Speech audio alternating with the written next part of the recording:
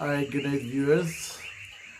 Today being Sunday, and it's a very rainy Sunday afternoon in our village, and we've just came out of a lengthy village council meeting. I think it's a very important meeting where it addresses the issues that we've been facing in St. Cuthbert since our new council came into power just over a year and a half ago.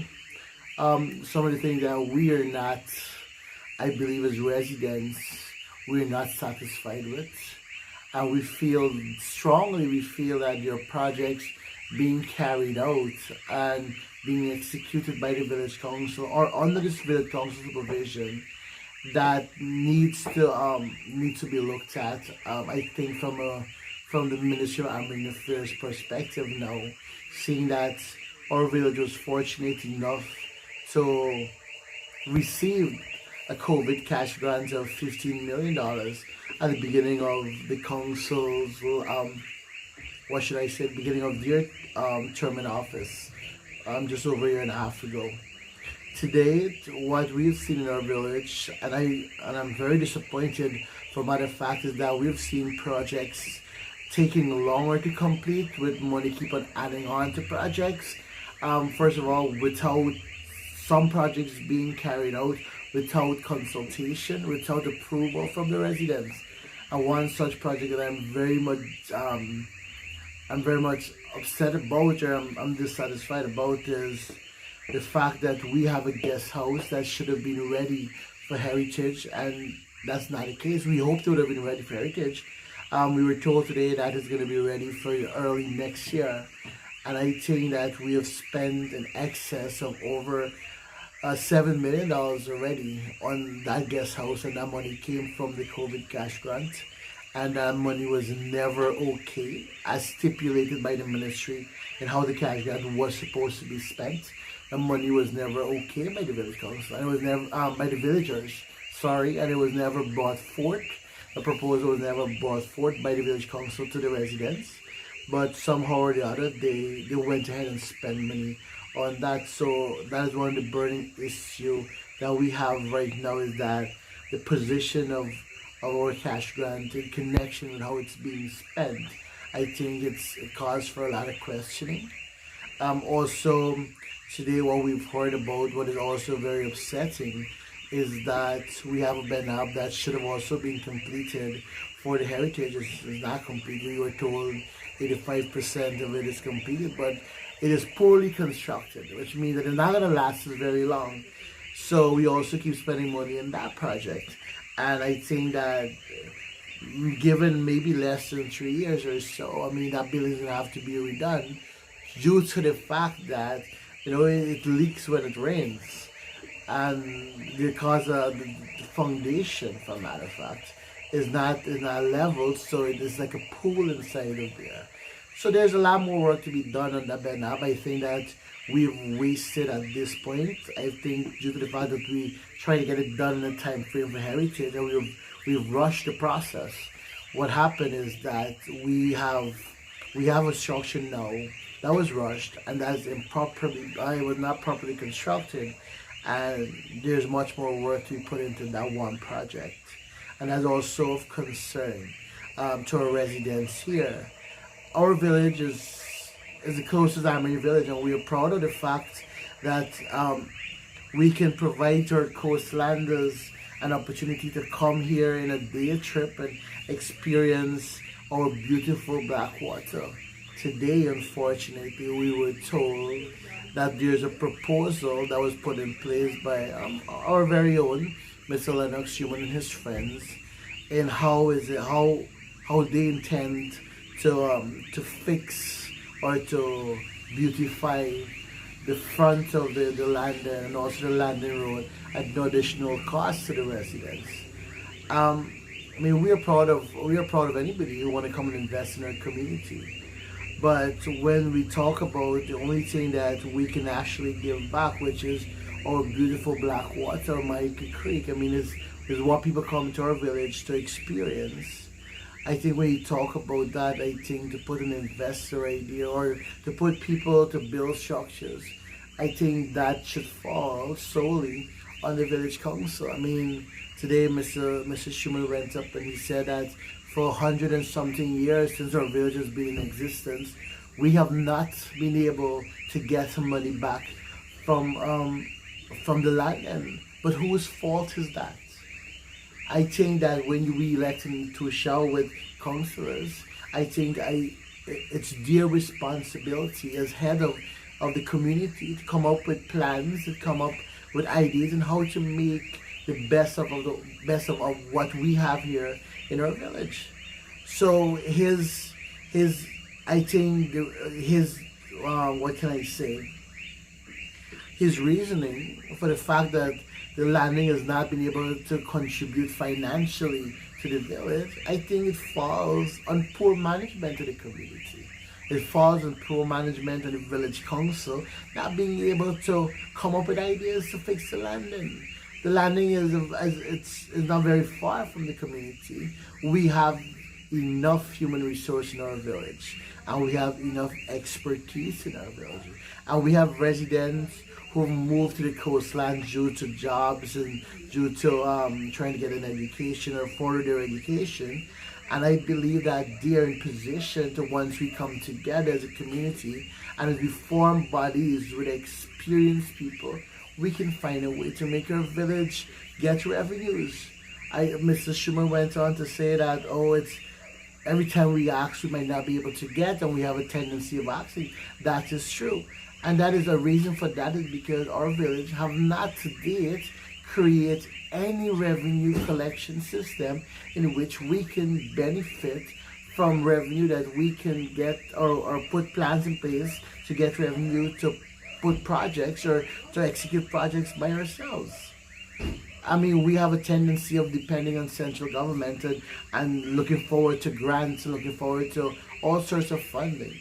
But we have not put into places yet any plan or any project in how our community can develop or can bring in revenue by itself. How do we do that?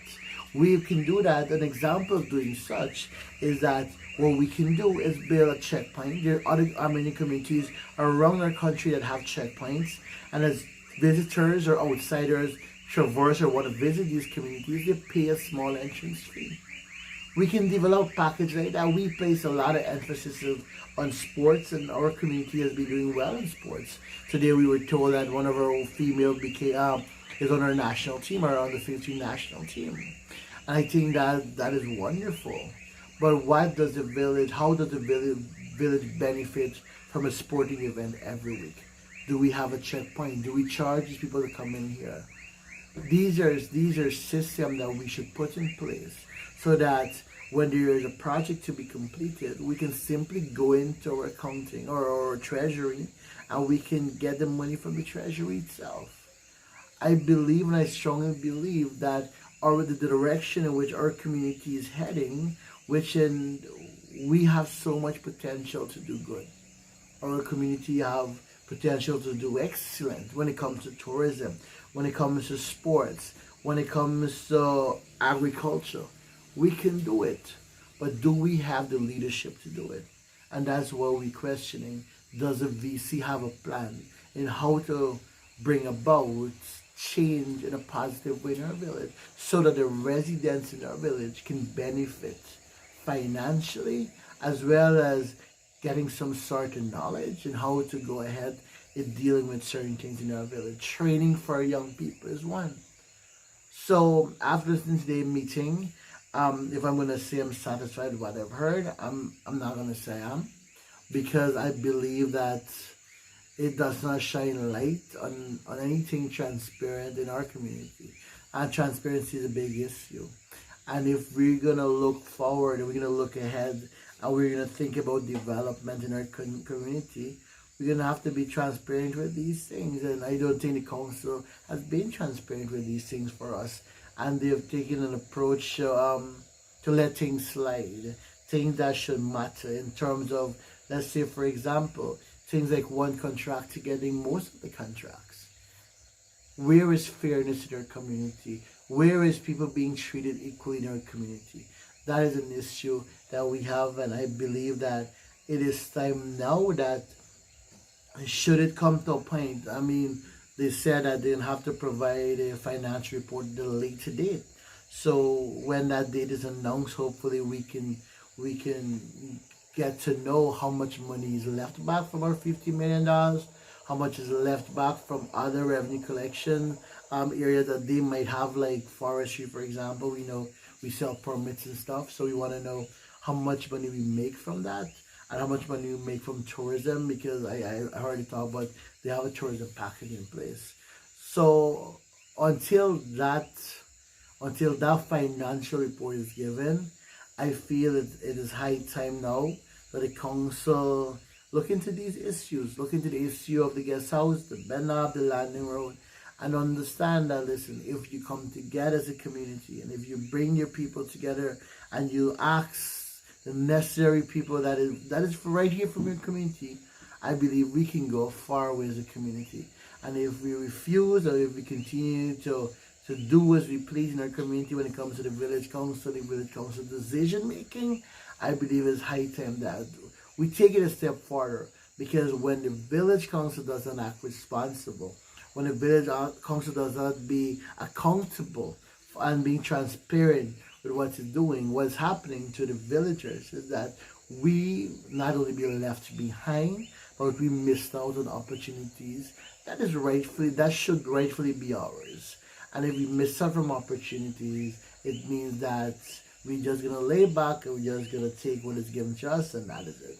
But I believe right now, Central Board is in a position where we can stand up for ourselves and where we have enough educated people within our community to stand up to the village council and to let them know that, listen, you're not going in this direction, in the right direction, and we need you to step back a little and just consider the fact that our community can only move forward if we work together as one.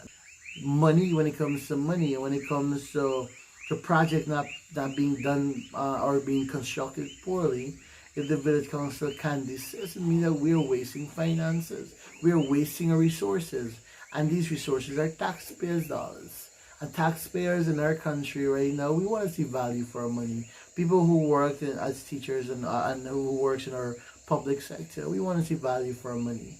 And if we can't see value for our money, then I feel it's only fitting that we change the body that's there and put somebody in there who can take our village further. We need to also benefit from the island or island revenue that's coming into our country.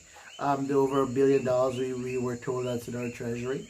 And we need to benefit from that. And as so far, I don't see that we have put forward any projects or we have any plans on how to capitalize on such. That is just my take on it. As of course, we're gonna wait for the official financial report. They promised to give us that in 2-3 weeks, and when that is out and we look at our standing, I think it's time that the residents now take it on themselves to take matters of what's happening in the village seriously, and to know when that financial report is out and we know our standing financially, then I think that if we have to take another avenue in how to deal with it with the village council, then we're gonna the possibility of having a petition, of course, go to the minister and how to deal to correct these issues, because we can't sit down and let that money just be thrown away and let projects just be completed hurriedly and they're not being done properly.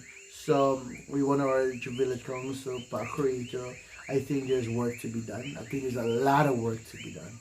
I think there's a lot of consultation that needs to be done with the villagers, and that's the only way that we can progress as a community. That's the only way we can progress as individuals and to build our capacity in terms of being a contender when it comes to a tourism destination, as we want St. Cuthbert to be a tourism destination. In order to go down that line, I think there's a lot of work that we need to do. And at this point, we think the VC is slipping slightly from that mandate, but we want to bring them back in line, and we encourage them that we're out here to talk to them. And if they can reach out to us, then of course we're gonna go other alternatives, and which might involve, of course, having a petition sent over to the Minister of Housing Affairs to audit all these projects that was done with the COVID cash grant and see if it was done in the guidelines I was provided for it to be spent.